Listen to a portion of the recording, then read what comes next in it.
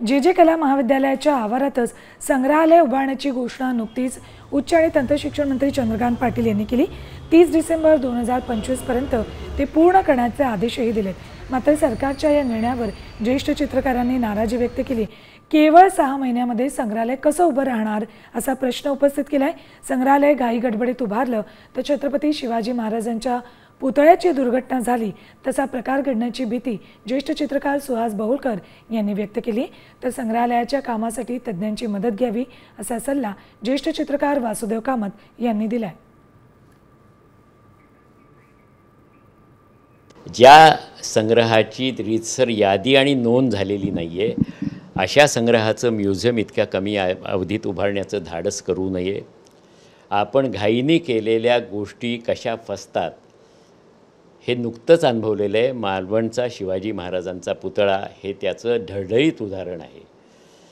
असं काही घडू नये म्हणून तज्ज्ञांची समिती नेमावी आणि त्यांच्या सल्ल्यानेच पुढे जावं आणि हे संग्रहालय उभारण्यासाठी आवश्यक तो वेळ द्यावा ही माझी खरोखरीच शासनाला आणि सर्व संबंधितांना विनंती आहे।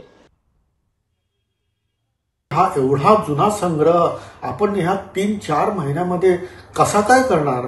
तर घाईघाईमध्ये उरकून ते अव्यवस्थित होऊ नये असं मला मनापासून वाटतं आणि खरोखरच यासाठी तज्ज्ञांची समिती नेमली जावी। ह्या संग्रहासाठी ज्यांनी यापूर्वी काम केलेलं आहे, जे आज उपस्थित आहेत, त्यांचाही सल्ला घ्यावा आणि व्यवस्थितपणे हा संग्रहालय उभं राहिलं पाहिजे।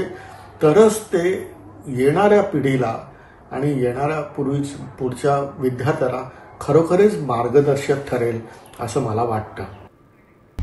आता isakal.com आहे देशातील नंबर 1 ची मराठी न्यूज वेबसाईट। प्रत्येक अपडेटसाठी isakal.com ला नक्की भेट द्या।